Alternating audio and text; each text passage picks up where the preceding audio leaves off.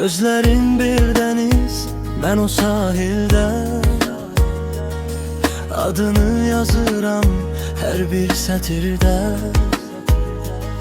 Seninle tapmışam ben bu hayatı. Ruhumun sesini duydum sende. Yollarım sənə tərəf, izim sənə. Geceler ulduzum, gündüzüm sənə. Dünyanın en şirin sözleri belə. Az olar söylesem əzizim sənə.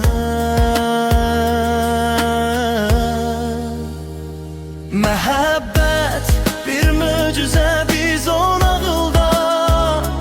Sən mənim canımda, həm də ağlımda. Nə yaxşı varsan, nə yaxşı mənimləsən. Sən qəlbimdə açan tək çiçəyimsən. Məhəbbət bir möcüzə biz o nağılda. Sən mənim canımda, həm də ağlımda. Nə yaxşı varsan, nə yaxşı mənimləsən. Sən qəlbimdə açan tək çiçəyimsən. Taleyim səninlə bağlandı bərk-bərk. Səni sevmək özümü ədəs bir bəxt. Hər baxışın mənə verər təsəlli. Sən ürəyimdə qurulan o taxt. Zaman dayansa da eşkimiz olmaz. Səni heç bir kimsə əvəz edə bilməz.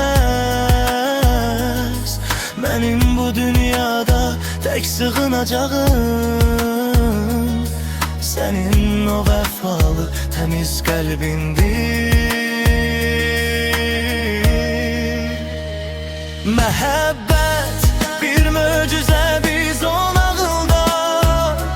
Sən mənim canımda, həm də ağlımda.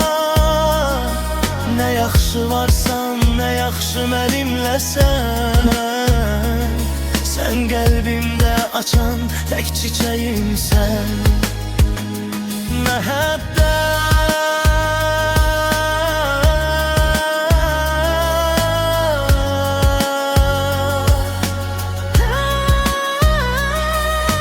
həmişə sevək, həmişə qalaq bu eşqin nurunda birgə yar.